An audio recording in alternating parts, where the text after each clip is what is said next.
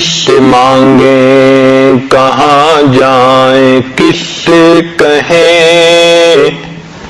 اور دنیا میں حاجت روا کون ہے؟ الحمد للہ وکفی وسلام علی عبادہ الذین اصطفی، اما بعد فاعوذ باللہ من الشیطان الرجیم، بسم اللہ الرحمن الرحیم۔ والفجر وليال عشر والشفع والوتر واللیل اذا یسر هل فی ذلک قسم لذی حجر۔ وقال النبی صلی اللہ علیہ وسلم: من وجد ساعة فلم يضحي فلا يقربن مصلانا، او كما قال النبی صلی اللہ علیہ وسلم: اللهم صل على سيدنا محمد وعلى آل سيدنا محمد وبارك وسلم۔ اللهم صل على سيدنا محمد وعلى آل سيدنا محمد وبارك وسلم۔ اللهم صل على سيدنا محمد وعلى آل سيدنا محمد وبارك وسلم۔ اللهم صل على سيدنا محمد وعلى آل سيدنا محمد وبارك وسلم۔ بزرگان محترم، عزیز دوستو،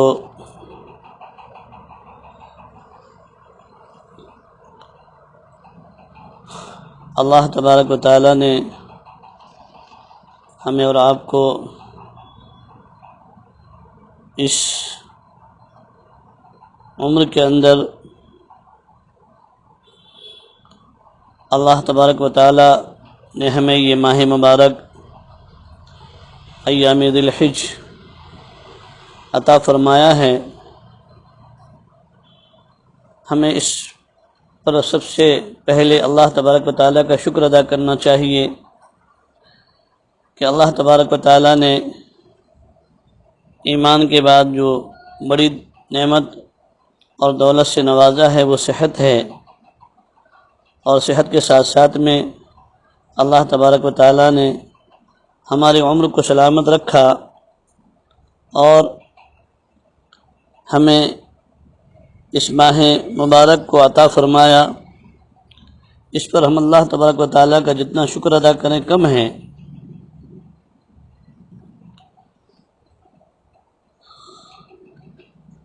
اللہ رب العزت نے اس سورہ فجر کے اندر ان 10 راتوں کی قسم کھائی ہے اور فرمایا اللہ رب العزت نے والفجر، فجر کی قسم، پھر رات کی قسم، دن کی قسم، اور علماء کا اتفاق ہے اس بات کے اوپر کہ ان 10 قسموں سے یہ ایام ذی الحج کے 10 دن کی قسم گویا کہ اللہ تبارک و تعالیٰ نے کھائی ہے۔ اور اللہ تبارک و تعالیٰ جب کسی چیز کی قسم کھاتے ہیں، اللہ تبارک و تعالیٰ کو قسم کھانے کی ضرورت نہیں ہے، لیکن اللہ تبارک و تعالیٰ جب کسی کی چیز کی قسم کھاتے ہیں تو وہ اس لیے کہ ان ایام کی، ان اوقات کی، ان گھڑیوں کی عظمت اور اہمیت کو بتانے کے لیے قسم کھا کر کے اللہ تبارک و تعالیٰ انسانوں کو بتاتے ہیں۔ کبھی اللہ تبارک و تعالیٰ نے سورج کی قسم کھائی ہے، کبھی چاند کی قسم کھا کر، کبھی رات کی قسم کھا کر، کبھی دن کی قسم کھا کر، ہے نا۔ تو اللہ تبارک و تعالیٰ کا ان قسموں کو کھا کر یہ بیان کرنا مقصود ہے تاکہ اس کی اہمیت اور اس کی عظمت ایمان والوں کے سامنے آ جائے اور ایمان والے اس کی عظمت کو سمجھیں، اس کی قدر کو سمجھیں۔ تو اللہ تبارک و تعالیٰ نے اس کے اندر 10 چیزوں کی قسم کھائی ہے۔ اس وقت میں اس تفصیل میں نہیں جانا ہے، بس قربانی کے تعلق سے اہمیت اور ان 10 دنوں کی کیا اہمیت ہے اور قربانی کرنے کے اوپر اللہ تبارک و تعالیٰ نے کتنا بڑا اجر رکھا ہے، اس کو اس وقت میں ہمیں سمجھنا ہے۔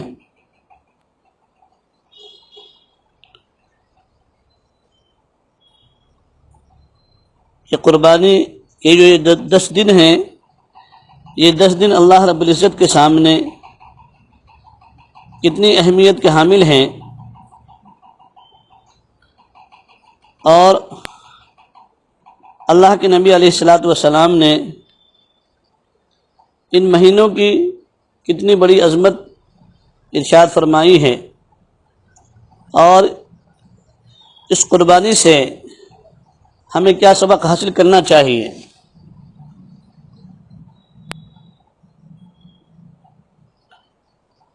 یہ جو جانور کی قربانی کے وقت میں حضرت ابراہیم علیہ السلام اور حضرت اسماعیل علیہ السلام کہ ان عظیم الشان عمل کو ہم ادا کرتے ہیں، کیوں آخر ان دونوں نے اللہ کے حکم پر سب سے محبوب چیز کی قربانی دینے کے لیے تیار ہو گئے تھے۔ ادھر باپ اپنے بیٹے کو قربان کرنے کے لیے تیار، ذبح کرنے کے لیے تیار، اور ادھر وہ حضرت اسماعیل علیہ السلام قربان ہونے کے لیے تیار، اپنی جان دینے کے لیے تیار۔ یہ ہے ایک عاشق کی معشوق کے ساتھ محبت۔ یہ محبت گویا کہ اللہ رب العزت کو مطلوب ہے ہر ایک انسان کے، کہ اللہ رب العزت کے حکم کے سامنے اپنی تمام تر خواہشات کو، تمام تر جذبات کو قربان کر دینا چاہیے، اور اسی کا نام بندگی ہے۔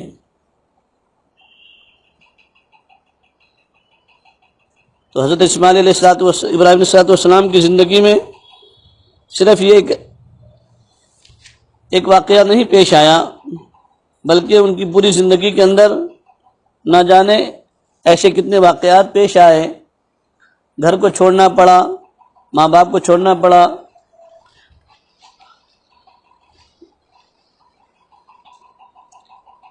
اور اپنے وطن کو چھوڑنا پڑا۔ ایسے گویا کہ کئی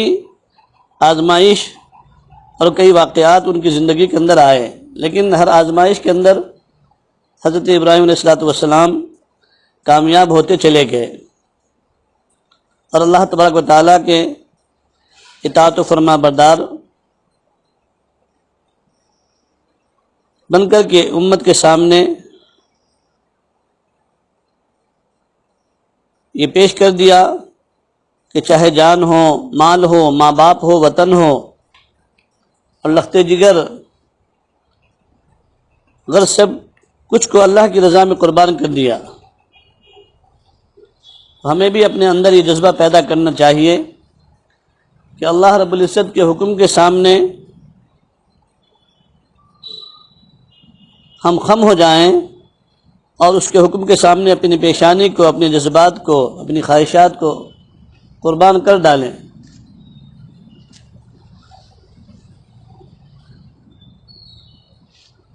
تو اللہ کے نزدیک خون بہانے کے اوپر کتنا بڑا اجر ہے۔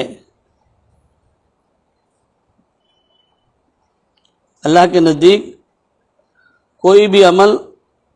قربانی کا خون بہانے سے بڑھ کر محبوب اور پسندیدہ نہیں ہے ان ایام کے اندر۔ اس لیے اللہ کے نبی علیہ السلام ارشاد فرماتے ہیں کہ ذی الحج کی 10 تاریخ کو کوئی بھی نیک عمل اللہ تعالیٰ کے نزدیک قربانی کا خون بہانے سے بڑھ کر محبوب اور پسندیدہ نہیں ہے، اور قیامت کے دن قربانی کرنے والا اپنے جانور کے بالوں، سینگوں اور کھروں کو لے کر آئے گا۔ یعنی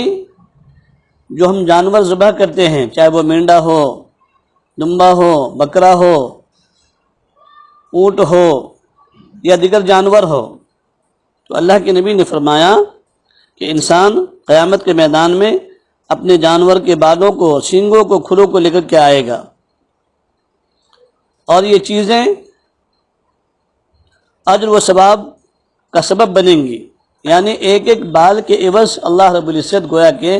اس کے نامہ اعمال میں نیکیاں لکھیں گے۔ اور حضور علیہ الصلوۃ والسلام نے فرمایا کہ قربانی کا خون زمین پر گرنے سے پہلے اللہ رب العزت شرف قبولیت حاصل کر لیتے ہیں، یعنی اللہ تبارک و تعالی اس کے گناہوں کو معاف فرما دیتے ہیں۔ جانور کے ذبح کرنے کے بعد زمین پر خون کا قطرہ گرنے سے پہلے اللہ تبارک و تعالی اس کو معاف کر دیتے ہیں۔ اور اللہ کے نبی علیہ الصلوۃ والسلام نے صحابہ کرام کے سامنے فرمایا کہ یہ تمہارے باپ حضرت ابراہیم علیہ الصلوۃ والسلام کی سنت ہے نا۔ اللہ کے رسول علیہ الصلوۃ والسلام نے جب صحابہ کرام کے سامنے یہ فضیلت ارشاد فرمائی تو صحابہ نے عرض کیا یا رسول اللہ ما ھذہ الاضاحی، یا رسول اللہ یہ قربانی کیا چیز ہے؟ تو اللہ کے رسول علیہ الصلوۃ والسلام نے فرمایا وہ سنت ابیکم ابراہیم، کہ تمہارے باپ ابراہیم علیہ الصلوۃ والسلام کی سنت ہے۔ تو پھر صحابہ نے عرض کیا یا رسول اللہ صلی اللہ علیہ وسلم ہمیں اس پر کیا ملے گا؟ اللہ کے رسول علیہ الصلوۃ والسلام نے فرمایا لکل شعرۃ حسنہ، ہر بال کے عوض میں تمہارے لیے نیکیاں لکھی جائیں گی، ہے نا، ہر بال کے بدلے میں تمہارے لیے نیکیاں لکھی جائیں گی۔ نبی علیہ الصلوۃ والسلام نے ارشاد فرمایا اپنے گھر والوں سے اور اپنی بیٹی حضرت فاطمہ رضی اللہ تعالی عنہ سے کہ جاؤ اپنی قربانی پر حاضری دو، یعنی جب جانور ذبح ہو رہا ہو، اگر گھر کے اندر ہو تو چاہے خواتین ہو مرد حضرات ہو، سامنے رہنا چاہیے، اور اگر باہر ہے تو کوئی حرج نہیں ہے۔ ایسا نہیں کہ جو ہے نا اگر سامنے حاضر نہیں ہوں گے تو قربانی نہیں ہوں گی، ایسا بھی کچھ نہیں ہے۔ یہ تو حضور علیہ الصلوۃ والسلام نے اس لیے ارشاد فرمایا کہ اس کے خون سے جو ہی پہلا قطرہ گرے گا تو تمہارے سب گناہ معاف کر دیے جائیں گے، اور وہ جانور پھر قیامت کے دن اپنے خون اور گوشت کے ساتھ لایا جائے گا اللہ رب العزت کی بارگاہ میں، اور پھر اسے 70 گنا بھاری کر دیا جائے گا۔ اللہ اکبر کبیرہ، کتنا فرمایا؟ 70 گنا اسے وزنی کر دیا جائے گا اس جانور کو، اور پھر ہمارے نامہ اعمال میں، یعنی جو ترازو قائم ہوگا، جو میزان عدل قائم ہوگا، اس ترازو کے اوپر اس جانور کو رکھا جائے گا۔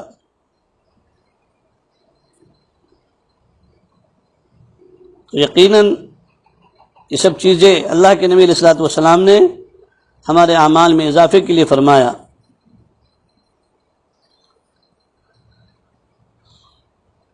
ایک حدیث ہے جس کے راوی حضرت ابو سعید خدری رضی اللہ تعالیٰ عنہ ہیں، فرماتے ہیں کہ انہوں نے عرض کیا کہ یا رسول اللہ صلی اللہ علیہ وسلم کیا یہ فضیلت صرف آل رسول کے لیے ہے، یعنی محمد صلی اللہ علیہ وسلم کے خاندان والوں کے لیے ہے، یا تمام مسلمانوں کے لیے ہے؟ یہ فضیلت عام لوگوں کے لیے بھی ہے، یا یہ کہ یہ فضیلت صرف آل رسول کے لیے ہے صلی اللہ علیہ وسلم؟ تو پیارے آقا صلی اللہ علیہ وسلم نے ارشاد فرمایا کہ یہ فضیلت آل محمد کے لیے تو بطور خاص ہے، اور تمام مسلمانوں کے لیے بھی عام ہے، یعنی ہر مسلمان کو بھی قربانی کرنے کے بعد یہ فضیلت حاصل ہوگی۔ اللہ اکبر کبیرہ۔ اب آپ اندازہ لگائیں کہ اس قربانی کا اجر اللہ کے رسول علیہ الصلوۃ والسلام نے اور اللہ رب العزت نے کتنا بڑھایا ہے اور کتنا اجر لکھا ہے۔ تو اسی لیے جو صاحب نصاب ہیں ان کے لیے تو قربانی کرنا واجب ہے اور ضروری ہے۔ اور یہ ایک بات یاد رکھیں کہ قربانی کا کوئی دوسرا بدل نہیں ہے۔ اس وقت میں حالات کے پیش نظر بہت سارے احباب اپنی عقل کے گھوڑے دوڑا رہے ہیں اور یہ کہہ رہے ہیں کہ ہم اپنی قربانی نہ کر کے اس قربانی کے پیسے کو غریبوں پر صدقہ کر دیں گے، غریبوں کو دے دیں گے، یتیموں کو دے دیں گے تاکہ ان کے ذریعے معاش کا انتظام ہو جائے گا۔ میں آپ حضرات کی خدمت میں ایک بات عرض کرتا ہوں، اگر آپ کا یہی سوال ہے تو آپ کے ہاتھ میں 30,000 کا موبائل ہے، آپ اس کو کیوں نہیں گمان کرتے کہ چلو میں اپنے 30,000 کا موبائل بیچ کر کے 500 روپے کی موبائل لے کر کے اپنی ضرورت کو پورا کروں گا اور بقیہ پیسے غریبوں پر، یتیموں پر، مسکینوں پر، محتاجوں پر خرچ کروں گا، لگاؤں گا۔ یہ تو بے ڈھنگی اور بے عقلی کی بات ہے، اس لیے کہ جو چیز ہمارے ذمہ واجب ہے وہ تو واجب ہے، اور اللہ کے رسول علیہ الصلوۃ والسلام نے فرمایا کہ قربانی کے دنوں میں قربانی کے علاوہ ہے نا کوئی دوسرا عمل اللہ کے نزدیک اتنا زیادہ پسندیدہ نہیں ہے جتنا کہ خون بہانا پسند ہے۔ اور پھر یہ کہ جس پر قربانی واجب ہو تو اس قربانی کو چھوڑ کر کے بغیر کسی شرعی عذر کے قربانی کو کل عدم کر دینا اور قربانی نہ کرنا صرف اس سستی اور کاہلی کی بنا پر کہ نہیں حالات ایسے ہیں، حالات کیا ہیں؟ کچھ بھی نہیں ہے، نہ ہی حکومت کی طرف سے حالات ہیں اور نہ کسی اللہ اور طرف سے حالات ہیں۔ حکومت نے تو کہہ دیا کہ آپ اپنے گھر کے اعتبار سے اپنی قربانی کو ادا کریں، اپنے جانوروں کو حفاظت کے طور پر، اور آج ہی نہیں بلکہ یہ تو ہمیشہ کے لیے خود ہمارے آقا صلی اللہ علیہ وسلم نے یہ فرمایا کہ بھائی اپنی ذات سے کسی بھی انسان کو، چاہے وہ ایمان والے ہوں یا غیر ایمان والے ہوں، کسی کو بھی اپنی ذات سے تکلیف نہ پہنچے۔ اگر ہم اس سے پہلے بھی بارہا آپ کو یہ بات بتائی جا چکی تھی اور عرض کی جاتی ہے کہ بھائی ہمارے جانور کو ہم کھلے طور پر نہ چھوڑیں، ہم جو ہے نا بازار کی اور چوک چوراہے کی نمائش اپنے جانوروں کو نہ بنائیں تاکہ کسی دوسرے انسان کی اس سے دل ریزی بھی نہ ہو اور پھر اس جانور کی گندگی سے چلنے والے انسانوں کو تکلیف نہ پہنچے، نہ ہی اپنے بھائی کو نہ غیر بھائی کو، کسی بھی انسان کو ہے نا راستے پر چلنے کی وجہ سے کوئی تکلیف اور کوئی گرا اور کوئی گھن محسوس نہ ہو، کوئی نفرت محسوس نہ ہو۔ اس لیے کہ جب آپ جانور کو لے کر کے چوک چوراہے پر بازار کی نمائش بنائیں گے تو یقیناً اس کی وجہ سے ہمارے سبھی بھائیوں کو جو راستے پر چلنے والے ہیں ان کو تکلیف ہوگی، نفرتیں پیدا ہوں گی، گھن محسوس ہوگا۔ اور یہ تو قربانی یہ اللہ کی رضا کے لیے ہے، نہ کہ کسی کو دکھلانے کے لیے کہ بھئی ہمارا جانور اتنے کا ہے، ہمارا بکرا اتنے کا ہے، ہمارا فلاں جانور اتنے کا ہے، اس کے لیے نہیں ہے۔ تو یہ تو بات ہمیشہ رہی ہے کہ آپ اپنے جانوروں کو ہے نا احتیاط کے ساتھ میں آپ اپنے گھروں کے اندر ہی یا کوئی آپ کی ایسی جگہ ہو جہاں پر آپ اپنے جانور کو قربان کر سکتے ہیں تاکہ اس کے کسی بھی دیگر جو ہے نا غلاظت سے یا اس کے نجس سے کسی بھی انسان کو تکلیف نہ پہنچے۔ اسی لیے بارہا اس چیز کا اعلان بھی کیا جاتا رہا، ہر طرف ہی اعلان ہوتا ہے اور اس بات کی اطلاع آپ حضرات کو ممبر کے ذریعے سے، مساجد کے ذریعے سے دی جاتی ہے کہ بھئی ہمارے کسی بھی عمل سے کسی بھائی کو تکلیف نہ پہنچے۔ تو آج بھی وہی حالات ہیں، آج بھی یہی بات آ رہی کہ بھائی آپ اپنے جانور کو قربان کریں لیکن احتیاط کے ساتھ میں۔ ہاں، ایک وبائی امراض کے خطرے کی وجہ سے یہ کہا جا رہا ہے کہ جہاں پر سلیٹر ہاؤس عام تھا وہاں پر قربانی نہیں کرنی ہے، اس لیے کہ پھر سوشل ڈسٹنس کا ماحول نہیں رہے گا اور بھیڑ ہو جائے گی، ازدحام ہوگا، لوگ خلط ملط ہوں گے تو اس سے بیماری کے پھیلنے کا ذریعہ بن سکتا ہے۔ اس وجہ سے بس احتیاطی تدابیر کہی جا رہی ہے کہ احتیاط برتتے ہوئے آپ اپنی قربانی اپنے گھروں کے اندر ہے نا ادا کریں، لیکن اس کا مطلب یہ نہیں ہے کہ قربانی نہیں کریں گے اور ان پیسے کو اٹھا کر غریبوں کو دے دیں گے، صدقہ کر دیں گے، نہیں، یہ ہرگز سوچ ہماری نہیں ہے۔ آپ کے ذمے جو واجب قربانی ہے وہ آپ ادا کریں۔ اگر آپ کے شہر میں قربانی نہیں ہو رہی ہے اور آپ وہ جانور یعنی بکرا اتنے کا نہیں خرید سکتے تو بڑے جانور میں آپ حصہ لے سکتے ہیں۔ الحمدللہ مدارس کے اندر اس کا آپ حضرات کی وجوب کے ادا کے لیے مدارس کے اندر اس کا انتظام کیا جاتا ہے کہ بھئی ہمارے کسی بھائی کے ذمے گناہ کا وجوب وجوب کا گناہ باقی نہ رہے بلکہ ہر ایک کا ادا ہو جائے، تو اس کے لیے اجتماعی قربانی کا انتظام کیا جاتا ہے۔ ٹھیک ہے، اگرچہ ہمارے شہر میں، ہمارے قصبے میں، ہمارے تعلقے میں نہیں ہو رہی ہے قربانی، تو ہم دیکھیں کہ ہمارے پڑوس کے شہر میں یا پڑوس کے اسٹیٹ میں، پڑوس کے صوبے میں اگر ہو رہی ہے، ہمارا کوئی معتمد آدمی وہاں پر ہے، کوئی ہمارا رشتہ دار ہے، ان کے ذریعے سے ہم اپنے حصے کے پیسے دے کر کے اپنے وجوب کو ادا کروائیں، ہے نا۔ اور کسی ہمارے جو بھی معتبر علماء ہوں ان کے ذریعے سے ہم اپنے وجوب کو ادا کرا لیں تاکہ ہمارے ذمے سے واجب ادا ہو جائے اور ہمارے ذمے گناہ باقی نہ رہے۔ لیکن الامان والحفیظ، آج تو یہ ایک بڑا نعرہ اور شور کیا جاتا ہے کہ ہم کس علماء پر اعتماد کریں، کس پر بھروسہ کریں۔ ارے بھائی، جو عالم آپ کو نماز پڑھا رہا ہے، جو عالم آپ کو صحیح باتیں بتا رہا ہے اور جن پر آپ کا اعتماد ہے، اور کسی نہ کسی پر تو اعتماد کیجئے۔ ایک تو یہ علماء کا بحران چل رہا ہے، قحط الرجال کا دور ہے کہ سارے اکابر علماء ایک کے بعد ایک اٹھتے جا رہے ہیں، اور آج کچھ لوگ ایسے بھی ہیں کہ جو امت کو علماء سے کاٹنا چاہتے ہیں، وہ علماء سے بدگمان اور بدظن کراتے ہیں کہ علماء پیسے لیتے ہیں، پھر نہ جانے ہماری قربانی ہوتی کہ نہیں ہوتی۔ بھئی اگر آپ کا اعتماد نہیں ہے تو پھر آپ دیں ہی مت، اور اگر اعتماد ہے تو پھر بس قصہ ختم۔ اگر خدا نہ خواستہ وہ عالم نہیں کرائے گا تو ان اللہ مواخذہ اس عالم کا ہوگا، اس حافظ کا ہوگا، اس ذمہ دار کا ہوگا۔ لیکن آپ اپنے پیسے دے کر کے پھر بھی گناہ میں ملوث کیوں ہو رہے ہیں؟ کیا آپ ایک قربانی کے پیسے بھی دے رہے ہیں تو گویا کہ نہ آپ کی قربانی ہو پا رہی ہے اور نہ ہی اس قربانی کا آپ کو اجر مل رہا ہے۔ اس لیے کہ جب آپ علماء سے بدگمان ہو گئے، جن کو آپ نے پیسے دیے ان سے بدگمان ہو گئے، ہے نا، تو قربانی تو آپ کی ہو گئی، اس میں کوئی مسئلہ نہیں ہے، لیکن یہ کہ پھر اس بدگمانی کا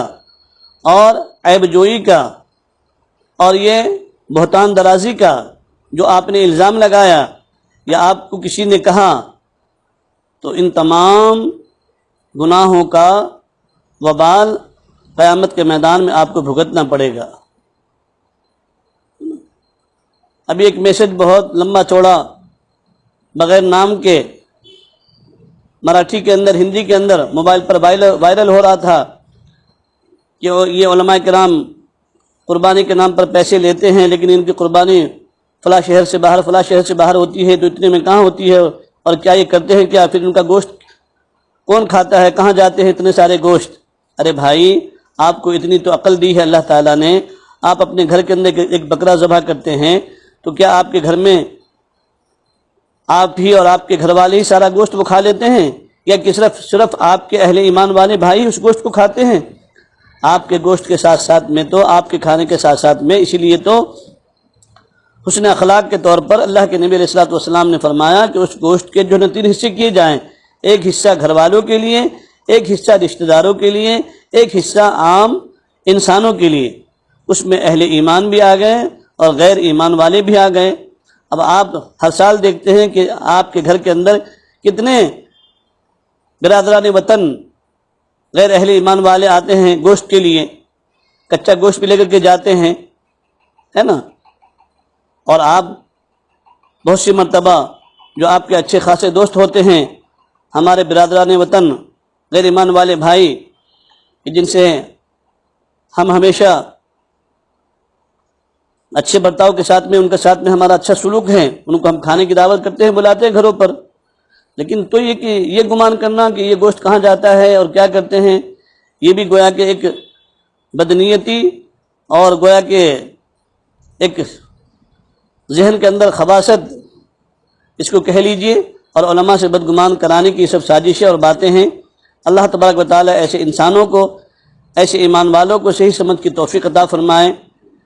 اور علماء سے بدگمان ہم ہو رہے ہیں، یاد رکھیں کہ اس کا بھی جواب کل کو قیامت کے میدان میں آپ حضرات کو دینا پڑے گا۔ اور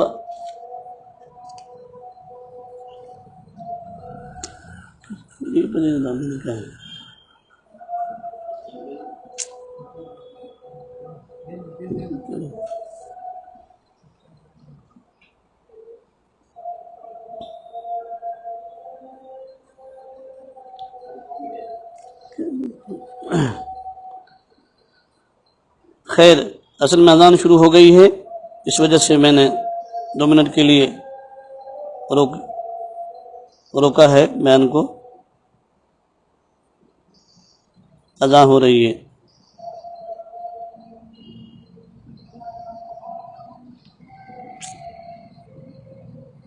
مشتری کر دینے کیا ہم کسی نے بولے ان کو؟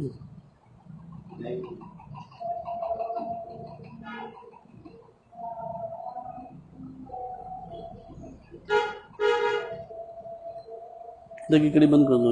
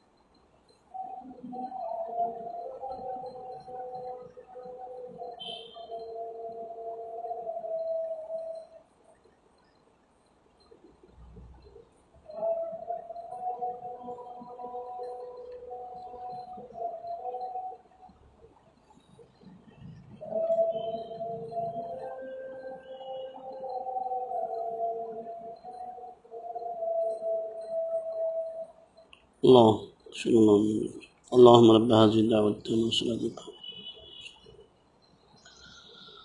تو عشرہ ذی الحجہ کے اعمال میں سے پہلا عمل تو یہ ہے کہ اللہ کے نبی علیہ الصلوۃ والسلام نے ارشاد فرمایا کہ جب تم ذی الحجہ کا چاند دیکھ لو اور تم میں سے کسی کا ارادہ قربانی کرنے کا ہو تو اسے قربانی کرنے تک اپنے بال اور ناخن کاٹنے نہیں چاہیے، لیکن اگر کسی نے کاٹ دیا تو گنہگار بھی نہیں ہوگا۔ یہ اس لیے اللہ کے نبی علیہ الصلوۃ والسلام نے فرمایا تاکہ حاجیوں کے ساتھ میں اس کی مشابہت ہو اور اس پر بھی اس کو اجر ملے گا، ہے نا۔ لیکن یہ مستحب عمل ہے، اگر کسی نے کر بھی لیا تو اس پر کوئی گناہ نہیں ہے۔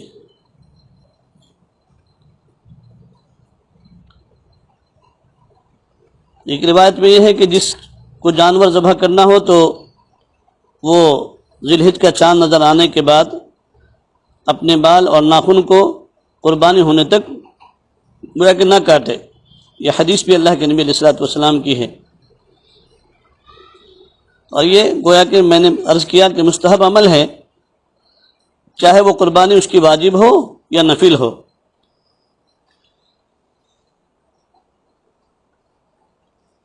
اور یہ اس وقت ہی ہو سکتا ہے کہ جب انسان کے اگر بال یا زیر بغل کے بال وغیرہ اگر 40 دن نہ ہوئے ہوں یا ناخن وغیرہ کاٹے ہوئے، اگر اتنے دن ہو گئے ہیں تو پھر ان کو کاٹ لینا چاہیے ان ایام کے اندر بھی۔ اور اس کے اندر جو حکمت ہے وہ یہی ہے کہ حجاج کے ساتھ میں مشابہت۔ دوسرا عمل ان ایام کے اندر یہ ہے کہ عبادت کی کثرت کی جائے۔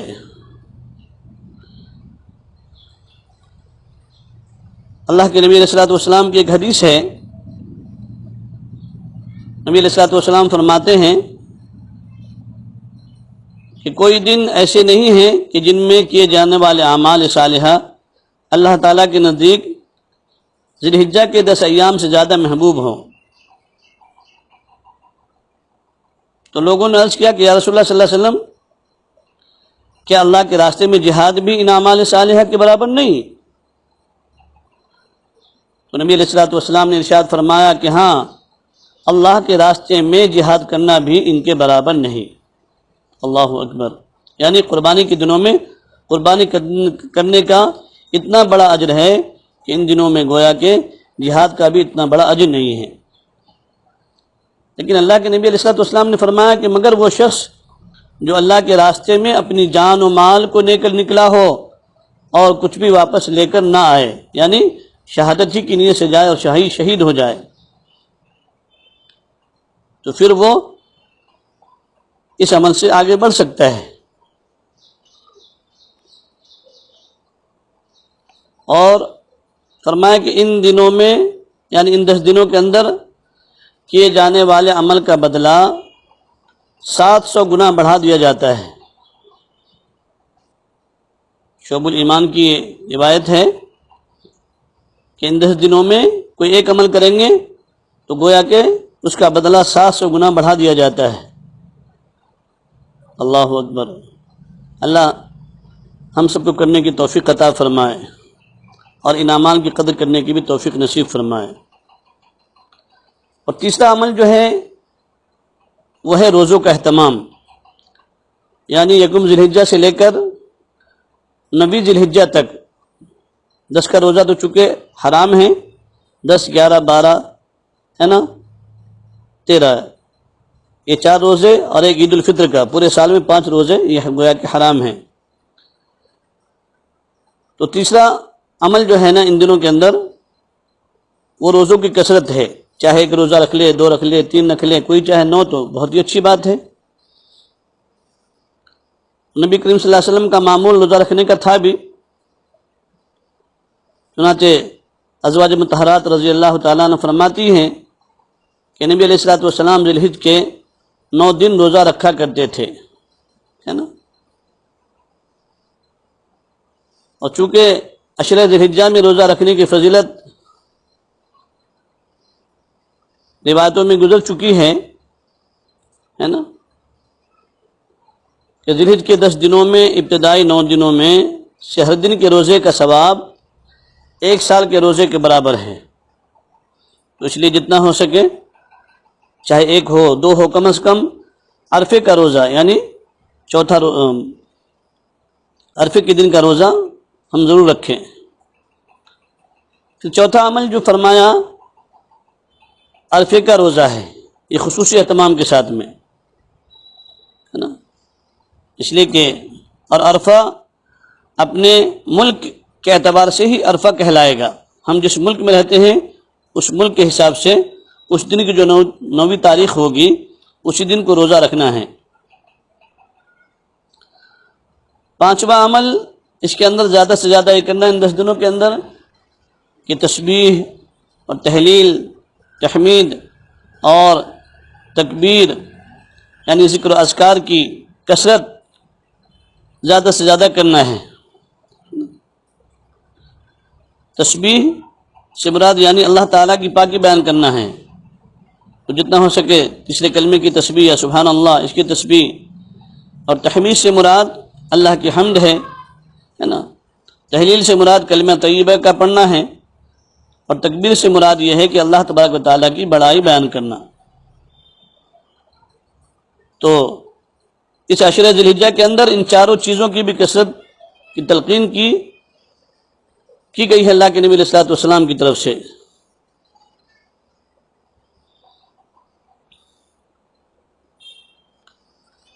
بخاری شریف کی بھی روایت میں یہ بات موجود ہے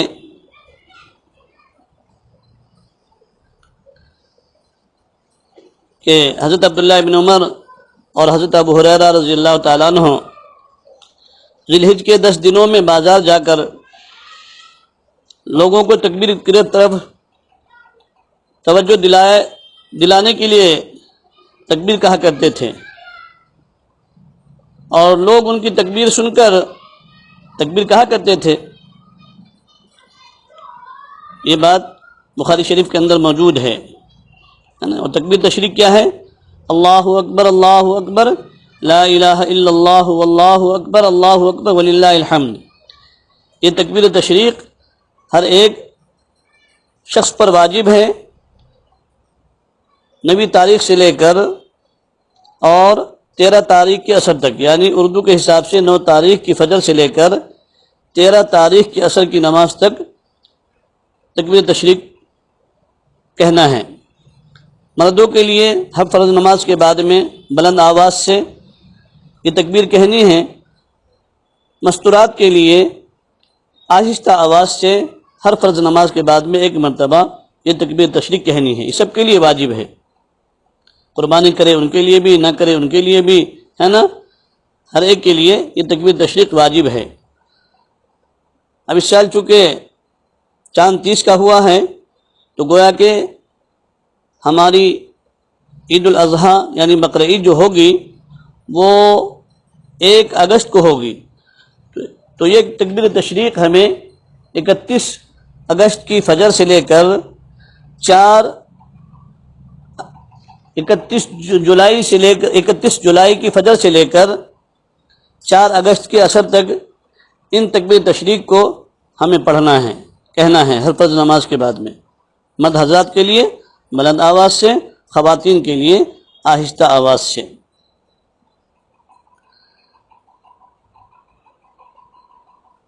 ہے نا؟ اور یہ چھٹا عمل جو ہے کہ ان مبارک راتوں کے اندر جو اللہ تبارک و تعالیٰ نے ان مبارک راتوں کی قسم کھائی ہے، تو لہٰذا ان راتوں کو غفلت اور کوتاہی سے نہ گزاریں، بلکہ جتنا ہو سکے ہم ان راتوں کے اندر بھی عبادت کا اہتمام کریں. اس لیے کہ اس رات میں عبادت کرنا گویا کہ ایسا ہی ہے جیسا کہ شب قدر کی راتوں میں عبادت کرنا ہے نا. اللہ تعالیٰ نے جو قسم کھائی ہے نا وَلَيَالٍ عَشْرٍ، اور قسم ہے 10 راتوں کی، تو اس سے مفسرین نے لکھا ہے کہ 10 راتوں سے مراد ذی الحجہ کی 10 راتیں ہیں. تو لہٰذا ان راتوں میں عبادت کی کثرت اور اہتمام کرنا چاہیے. حضرت عبداللہ ابن عباس رضی اللہ تعالیٰ عنہ وہ فرماتے ہیں کہ عشرہ ذی الحجہ میں عبادتوں میں خوب مجاہدہ فرماتے، راتوں کی عبادت میں جاگتے اور لوگوں کو حکم دیتے کہ ان راتوں میں چراغ نہ بجھاؤ، یعنی نیند چھوڑ کر ان راتوں میں خوب عبادت کرو. ان راتوں میں نوافل، ذکر، تلاوت، استغفار اور دعاؤں کا اہتمام زیادہ سے زیادہ کرنا چاہیے. اور اس گویا کہ ان راتوں میں 1 رات کا جاگنا فرمایا کہ شب قدر کے جاگنے کے برابر آپ کے نامہ اعمال میں اجر لکھا جائے گا. اور 7واں عمل ہے وہ یہ کہ اللہ کے نبی علیہ الصلوۃ والسلام نے فرمایا، ایک حدیث ہے جس کے راوی حضرت ابو امامہ رضی اللہ تعالیٰ عنہ ہیں کہ من قام لیلۃ القدر ایمانا واحتسابا غفر له، من قام لیلۃ العیدین محتسبا للہ لم یمت قلبہ یوم تموت القلوب، کہ جس نے عیدین یعنی عید الفطر اور عید الاضحیٰ کی راتوں میں ثواب کی امید رکھتے ہوئے عبادت کی، اس کا دل اس دن یعنی قیامت کے دن مردہ نہیں ہوگا جس دن سب کے دل مردہ ہو جائیں گے. تو دوستو ان 10 راتوں کی ہم خوب قدر کریں، ان 10 راتوں کے اندر عبادت کا اہتمام کریں، نوافل کا اہتمام کریں، کثرت تلاوت، کثرت استغفار اور کثرت ذکر کے ساتھ میں ان 10 دنوں کو 10 راتوں کو گزارنے کی کوشش کریں. اللہ تبارک و تعالی مجھے بھی آپ کو بھی عمل کی توفیق نصیب فرمائیں. اور ایک بات آخری یہ کہ قربانی کے لیے عید الاضحیٰ کی نماز کے لیے اگر آپ خطبہ پورا وہ نہیں دے سکتے تو جیسے کہ عید الفطر کے اندر آپ نے صرف چند مرتبہ کچھ اللہ تبارک و تعالیٰ کی حمد و ثنا کرنے کے بعد سورہ اخلاص یا سورہ فیل یا سورہ کوثر پڑھ کر کے پہلے خطبے میں پڑھ لیا تھا، پھر دوسرے خطبے میں کوئی دوسری سورت پڑھ لی تھی، اگر اس طرح سے بھی آپ کر لیں گے تو بھی گویا کہ عید الاضحیٰ کا بھی خطبہ ادا ہو جائے گا اور نماز بھی ہو جائے گی. اور عید الاضحیٰ کی نماز کا طریقہ وہی ہے ہو بہو جو کہ نماز عید الفطر کا طریقہ ہے، اور ویسے ہی اس کی بھی نیت ہے کہ نیت کرتا ہوں 2 رکعت نماز عید الاضحیٰ کی واجب 6 زائد تکبیروں کے ساتھ واسطے اللہ کے رخ میرا کعبہ شریف کی طرف، اللہ اکبر. اور اسی طریقے سے پہلی تکبیر میں امام ہاتھ اٹھا کر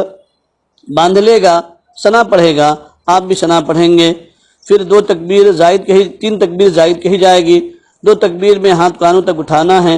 اور چھوڑ دینا ہے، تیسری تکبیر میں ہاتھ کانوں تک اٹھا کر باندھ لینا ہے. پھر امام سورہ فاتحہ پڑھے گا، کوئی سورت پڑھے گا، اس کے بعد میں ایک رکعت مکمل کی جائے گی۔ پھر دوسری رکعت میں امام سجدے سے اٹھنے کے بعد پہلے سورہ فاتحہ پڑھیں گا، پھر کوئی سورت ملائے گا، اس کے بعد پھر 3 تکبیر زائد کہی جائے گی کہ ہر تکبیر میں ہاتھ کانوں تک اٹھا کر چھوڑ دینا ہے۔ چوتھی تکبیر میں بغیر ہاتھ اٹھائے ہوئے ڈائریکٹ تکبیر کہتے ہوئے رکوع میں جائیں گے آپ سب، اس کے بعد میں وہ دوسری رکعت بھی مکمل ہوگی۔ اس کے بعد